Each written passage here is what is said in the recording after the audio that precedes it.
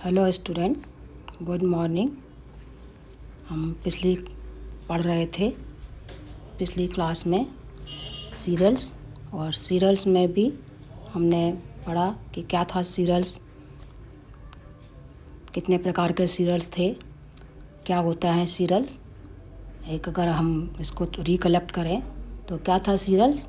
Serials थे एक बीजपत्री ऐसे थे जो मोनोकोट्स थे, और मोनोकोट्स में थे मोस्टली जो पोएसी फैमिली, ग्रेमली फैमिली के मेंबर थे। ग्रासेस ऐसे जो कल्टीवेटेड ग्रासेस थी। और इसके बाद में भी जो सीरियल्स को कई 4 मेन ग्रुप में डिवाइडेड थे, जिसमें कि आपके प्रधान नान मतलब मेन सीरियल्स, दूसरे माइनर सीरियल्स, मोटे अनाज, मिलेट्स एंड सूडो सीरियल्स।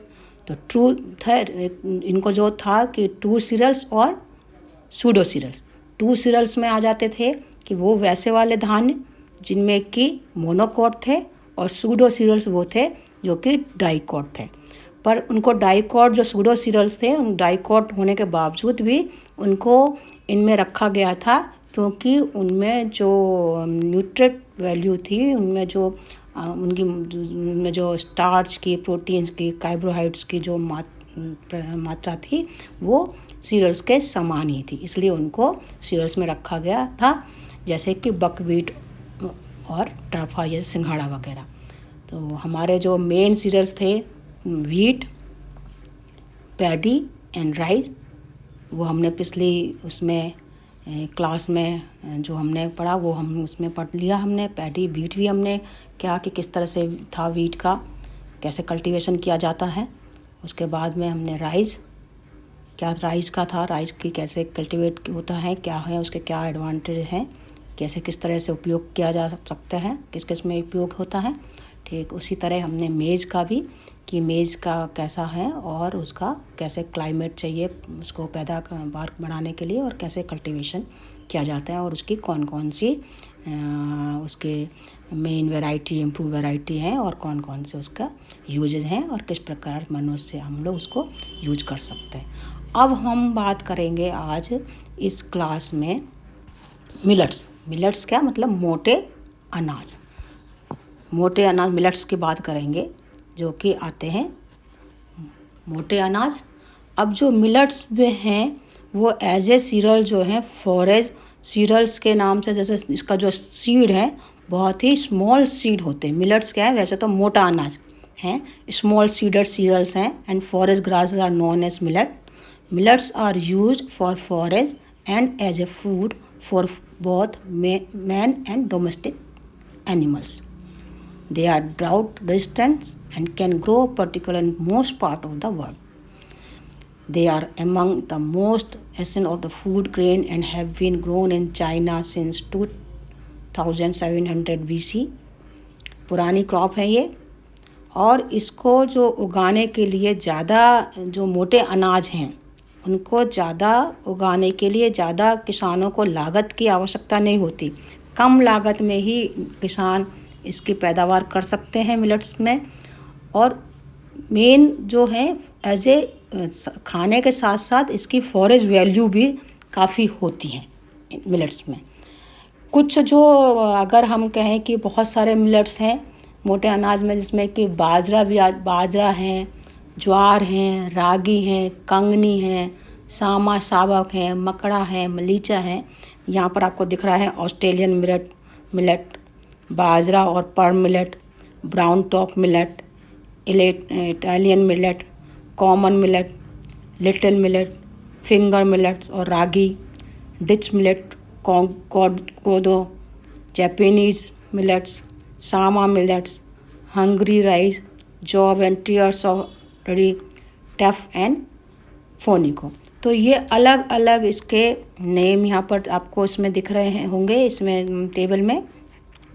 और इनके जो तो आजकल जो वैसे भी मिलेट्स को जो मोटा अनाज है प्रेफर किया जाता है in comparison to other cereals like wheat and maize के, इससे क्योंकि इसको में जो ग्लूटेन फ्री हैं या जिन लोगों को ग्लूटेन से एलर्जी होती है वो इस अनाज को खाना प्रेफर करते हैं इसके ग्लूटेन फ्री होने की वजह से। आजकल लोग इसको ज़्यादा इस तरह से रागी है, कोदो है, सावा है और बाजरा है, इसको खाने के लिए लोग इसको ज़्यादा प्रेफर कर रहे हैं। तो किसान को इसमें एक तो लागत कम होती है और उसको फ़ायदा, इसको बोने में फ़ायदा भी होता है और इसका आजकल जो एज ए वैल्यू भी ज़्यादा है इसकी, तो जिससे कि इसको महंगा भी बिकता है। तो मेन जो क्रॉप है आज हम जिसके बारे में पढ़ेंगे वो है बाजरा, परमिलेट। मेन जो हमारा आज टॉपिक है मिलेट्स में बाजरा, जिसको कि बॉटनिकल नेम अगर हम कहें, वैसे तो परमिलेट बोलते हैं और इसका जो बॉटनिकल नेम है वो है पेनिस्टम टाइफोइडस या पेनिस्टम अमेरिकनम, और इसको हिंदी में जो बोलते हैं वो कहते हैं बाजरा। तो अब हम बात करते हैं किसकी, परमिलेट या बाजरे की। तो जो बाजरा है वो परमिलेट, इसका सब बात करते हैं बॉटनिकल नेम क्या है। जो बॉटनिकल नेम है इसका है पेनिस्टम टाइफोइडस, और जो फैमिली है वो फैमिली है पोएसी, हिंदी में नाम बाजरा, कंबू, बजरी। अलग अलग स्टेट में अलग अलग लोकल नाम से लोग अलग अलग नाम से इसको बोलते हैं। कुछ लोग इसके पेनिस्टम टाइफोइडस में भी इसका एक अलग स्पीसीज़ में पेनिस्टम अमेरिकनम के नाम से भी इसको जानते हैं, पेनिस्टम अमेरिकनम। अब जो इसका जो क्रॉप है इसकी बाजरे की कैसी है, कैसा प्लांट है इसका, कैसे इसका प्लांट होता है, या इसकी सबसे बात तो है कि इसकी ओरिजिन कहाँ है, इसका उत्पत्ति कहाँ है, इसकी हिस्ट्री क्या है, कहाँ इससे ओरिजिन हुई है, क्या डिस्ट्रीब्यूशन है, उसकी बात करते हैं। तो ओरिजिन एंड हिस्ट्री के बात है तो जो एक तो ये महत्वपूर्ण अनाज है ही, मोटा अनाज है, महत्वपूर्ण अनाज है।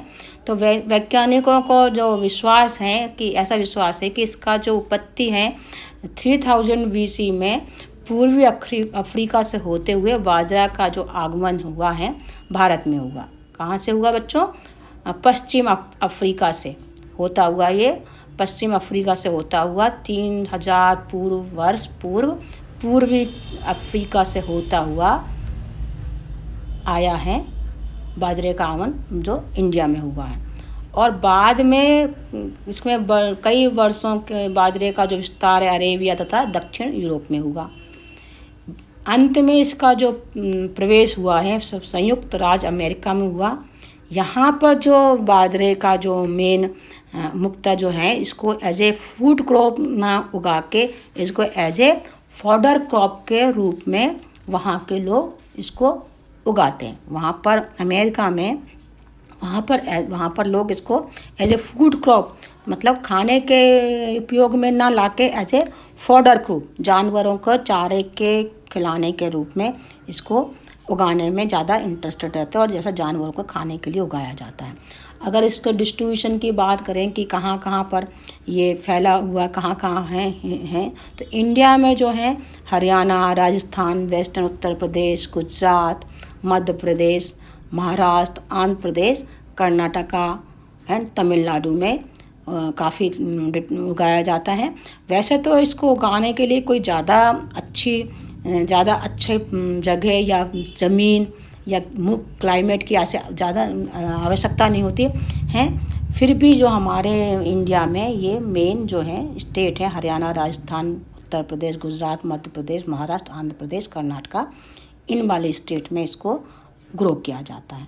अब हम बात करते हैं इसकी कैसा दिखता है ये प्लांट, इसकी बॉटनिकल कैरेक्टर कैसे हैं, कैसा प्लांट होता है, क्या इसकी हाइट है, क्या इसका वो है। तो जो बाजरे का जो वो है प्लांट है, एनुअल हर्ब है, जिसकी हाइट जो है 1 to 2.5 मीटर तक लंबा, काफ़ी लंबा प्लांट है इसका। 1 मीटर to 2.5 मीटर लंबा होता है। सॉलिड हैं। सॉलिड जैसे अभी हमने देखा था व्हीट का या राइस का जो स्टेम था वो काफ़ी डेलिकेट था, काफ़ी थिन था, जबकि बाजरे का है काफ़ी लंबा है, सॉलिड है और अनब्रांच्ड स्टेम होता है इसका। लीव्स जो हैं काफ़ी लंबी होती हैं और लीनियर लेंसुलेट होती हैं। इसके जो साइड में है वेवी मार्जिन होती है, काफ़ी इसकी जो लीव की जो मार्जिन होती है वो वेवी होती है। ऐसे करके काफ़ी इसकी लीफ लंबी चौड़ी और मार्जिन होती है। इसमें इन्फ्लोरेसेंस है वो डेंस इन्फ्लोरेसेंस पेनिकल होता है और इसमें 8 to 16 सेंटीमीटर लॉन्ग बड़ा और कम से कम 2.5 सेंटीमीटर इन डायमीटर लंबा और चौड़ा।